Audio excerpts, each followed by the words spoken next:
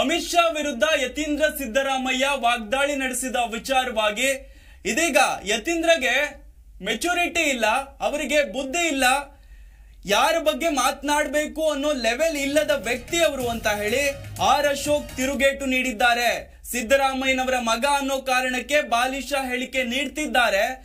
ಅವರಿಗೆ ಮೆಚುರಿಟಿ ಅನ್ನೋದಿಲ್ಲ, ಬುದ್ಧಿ ಇಲ್ಲ, ಯಾರ ಬಗ್ಗೆ ಏನ್ ಮಾತನಾಡಬೇಕು ಅನ್ನೋದು ಗೊತ್ತಾಗೋದಿಲ್ಲ ಅಂತ ಹೇಳಿ ಆರ್ ಅಶೋಕ್ ಯತೀಂದ್ರ ಸಿದ್ದರಾಮಯ್ಯ ಹೇಳಿಕೆಯ ವಿರುದ್ಧ ಕಿಡಿಕಾರಿದ್ದಾರೆ.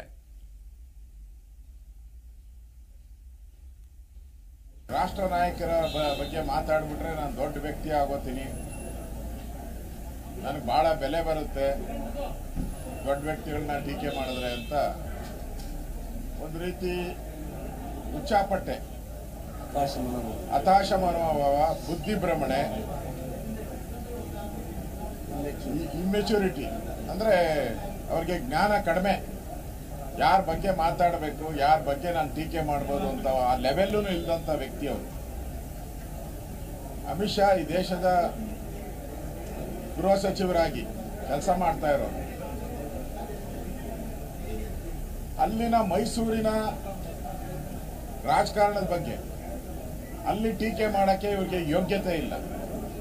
ಮಾಡಿದ್ರೆ ಅಲ್ಲಿ ಇಮಿಡಿಯೇಟ್ ಆಗಿ ರಿಯಾಕ್ಷನ್ ಕೊಡ್ತಾರೆ. ಅದನ್ನ ಬಿಟ್ಬಿಟ್ಟು ಡೆಲ್ಲಿ ಬಗ್ಗೆ ಮಾತಾಡುವಂಥದ್ದು ಇದೊಂಥರ ಬುದ್ಧಿ ಭ್ರಮಣೆಯಾಗಿ ಮಾಡ್ತಾ ಇದ್ದಾರೆ. ಇಂಥ ಹೇಳಿಕೆಗಳು ಕಾಂಗ್ರೆಸ್ ಅವರು ನಿರಂತರವಾಗಿ, ಹಿಂದೆ ಮೋದಿ ಬಗ್ಗೆ ಚಾಯ್ವಾಲಾ ಅಂತ ಹೇಳಿದ್ರು, ಮೋದಿ ಅವ್ರನ್ನ ಟೀಕೆ ಮಾಡಿದ್ರು, ಮೋದಿ ಕುಟುಂಬದ ಬಗ್ಗೆ ಮಾತಾಡಿದ್ರು, ಅದೆಲ್ಲ ಅವರಿಗೆ ರಿವರ್ಸ್ ಆಗಿದೆ. ಸಿದ್ದರಾಮಯ್ಯನವ್ರ ಮಗ ಅಂತೇಳಿ ಈ ತರ ದುರಾಂಕಾರದ ಜಿ ಕನ್ನಡ ನ್ಯೂಸ್ ಈಗ ನಿಮ್ಮ ಮನೆಯಲ್ಲೇ ನೋಡಿ. ಎಲ್ಲ ಕೇಬಲ್ಗಳಲ್ಲಿ ಈಗ ಲಭ್ಯ.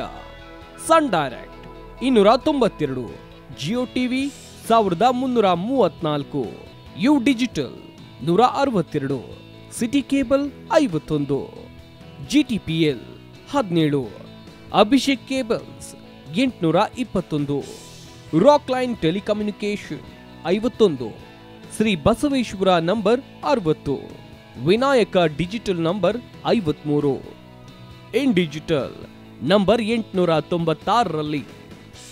ನಿಮ್ಮಿಸ್ತದ ಜಿ ಕನ್ನಡ ನ್ಯೂಸ್ ನೋಡಿ ಆನಂದಿಸಿ.